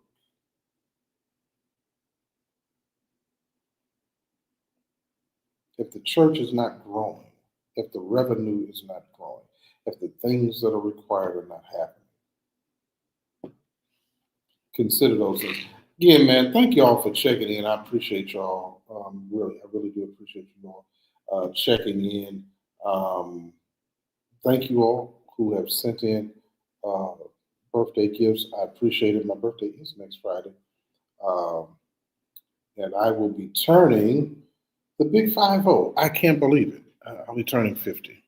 Um, I'm certainly not ashamed because I have brothers who didn't make it to 50. I have friends who did not make it out of their 30s. I have friends who didn't make it out of their 20s. So I count myself blessed to be on that precipice. 2 years ago, I had something grand planned. Life has a way of changing some things. Um, Absolutely. Sister Monroe says it makes no sense to be known as the largest and not bear the fruit to show it. I absolutely agree. I think we have to do better. I think we can do better. I think we have to demand better. Um, but would you all do me a favor and pray for me? I'll be traveling. Um, Thank you so much. Thank you so much. I appreciate it. Thank you so much for the happy early birthdays. I appreciate it. I'll be traveling on next week. I actually have a very strenuous thing. I've got to be, I'm supposed to be in two different places in less than 24 hours for funerals. And so one is in Detroit and then the other is in Texas the very next day. And so we just, we solicit your prayers, we solicit your support. Man, look at here. I'm coming into the club. It's a club I'm glad to come into, but I'm not glad to come into because the way that your body tells you that you're coming into that club is so disrespectful. It's so disrespectful. Um, those of you who are in the 30 club, when you hit 35, your body will disrespect you. When you hit 40, it'll disrespect you again. When you hit 45, it's going to really disrespect you. By the time you hit 50, you're going to know you're not in control. You're going to know there is a God and he created you. So I'm just happy to be where I am. I'm looking forward to what happens. My birthday is always reflective for me.